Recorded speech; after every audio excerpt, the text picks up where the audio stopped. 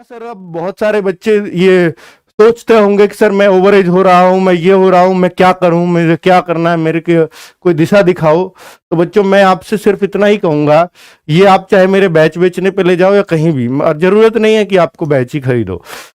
MTS की vacancies है 12,500 कुछ, फिर जुलाई में दोबारा वैकेंसीज है, वही जून में ही 2 बार एमटीएस की वैकेंसी इस साल मिल रही हैं। 2024 में सेंट्रल का इलेक्शन है, इसलिए ये वैकेंसीज की भरमार है और वैकेंसीज बहुत जल्दी कंप्लीट भी होंगी। फॉर्म अभी भी चल रहे हैं, तो वो फॉर्म आप भर देंगे तो मेरे ख्याल से इससे तो ठीक ही रह जाएंगे और तैयारी के टच में भी रहेंगे। हालांकि तैयारी इसमें हिंदी पढ़ना है, उसमें इंग्लिश पढ़ना है, इंग्लिश बेस पे ही सिलेक्शन है, जीएस तो कॉमन ही है दोनों में। लेकिन इंग्लिश से कब तक बचोगे, ये भी बच्चों, मतलब मैं तो ये कहूंगा कि हिंदी माध्यम के बच्चों को वास्तव में इंग्लिश से थोड़ा सा डर लगता है, पर मैं कहूंगा कि बेटा एक बार प्रयास तो करो। मैथ से आधी मेहनत इंग्लिश सीखने में लगती है। जब तक डरते रहोगे तब तक कुछ नहीं आएगा, लेकिन जब आपने एक बार प्रण कर लिया किसी चीज को सीखने का, तो हर कोई सीख सकता है। आप सीखने की कोशिश तो करिए, आपने कोशिश ही नहीं की है तो फिर तो कोई कुछ भी नहीं कर सकता। ठीक है, आज ये कहते हो कि सर मुझे इंग्लिश नहीं आती, आप एक बार ये बताइए कि आपने इंग्लिश को सीखने का प्रयास ही कब किया और कितना किया है।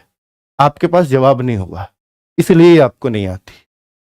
आप कोशिश करिए। मेरे पास भी एक बेहतरीन टीचर है और भी बहुत सारे बेहतरीन टीचर्स हैं। ठीक है, मैं लेकर के आ रहा हूं जो हिंदी माध्यम के बच्चे हैं, स्पेशली उनके लिए उस टीचर को लाया हूं, विपिन भाटी सर। बिल्कुल अपने आप भी सरकारी स्कूलों से पढ़ करके इंग्लिश सीखिए, वही संघर्ष जानता है कि क्या होगा, बच्चों के सामने आती हैं अपॉर्चुनिटी। तो ठीक है बच्चों, तो कुल मिलाकर के आप देख लीजिएगा, हम लोग प्रयास कर रहे हैं। अगर आपने एमटीएस के लिए इंग्लिश सीखी है तो आपके ऑप्शन बहुत सारे खुल जाते हैं, सीएचएसएल भी खुल जाता है, सीजीएल भी खुल जाता है, सीपीओ भी खुल जाता है। इसकी वजह से, इंग्लिश ना सीखने की वजह से सारे ऑप्शन बंद हैं।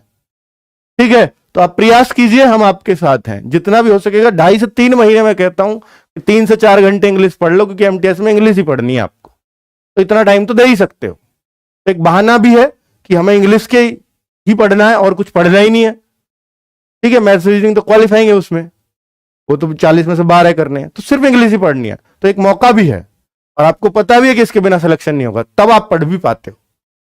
ठीक है, और तभी पढ़ पाते हो आप जब आप पे एक प्रेशर हो। ठीक है बच्चों, नमस्कार, धन्यवाद।